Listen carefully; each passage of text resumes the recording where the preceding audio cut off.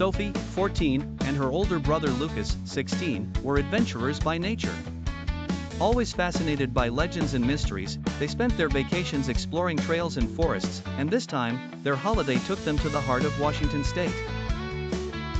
Since their arrival, they had heard whispers about an ancient local tale, Bigfoot, who supposedly inhabited the gorge known as Ape Canyon. The story, which left the locals uneasy, fascinated Sophie. Lucas, always more skeptical, believed it was merely a local myth to attract curious tourists. However, things would take an unexpected turn when they decided to explore the area alone. It was a cloudy afternoon when Sophie and Lucas set out for a hike through the dense forest surrounding the gorge. The immense trees seemed to close in around them, creating a dark labyrinth of trunks and shadows. With each step, the sounds of the forest grew more distant, giving way to a disturbing silence. After hours of walking, they realized they had strayed from the marked trail. The tall trees blocked the sun, and the shadows lengthened. Sophie, anxious, looked at Lucas, hoping he would know what to do. But he, brow furrowed, seemed lost in thought, trying to remember the way back. "I think we passed this way before," Lucas said hesitantly.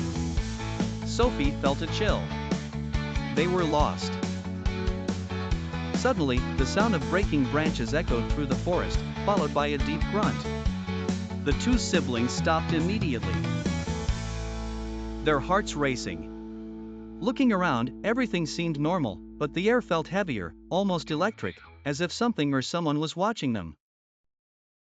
"Lucas, did you hear that?" Sophie whispered, gripping her brother's arm. "I heard it," he replied, his face pale. Once again, the sound came, this time closer. A rustling among the trees, like something very large moving.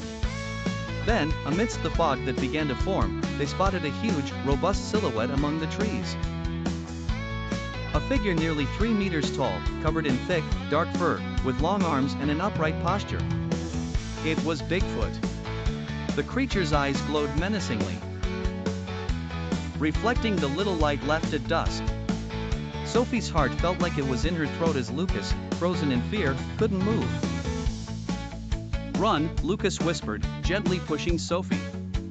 The two began to run as fast as they could, but the sound of the creature's heavy footsteps echoed behind them.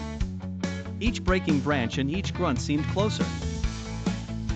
The cold wind of the forest cut against their faces, and the shadows closed in around them. Sophie stumbled, but Lucas quickly lifted her, both panting. When they finally stopped to catch their breath, there was no sign of the creature.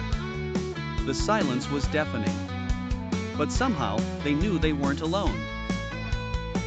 "Lucas, what was that?" Sophie could barely speak.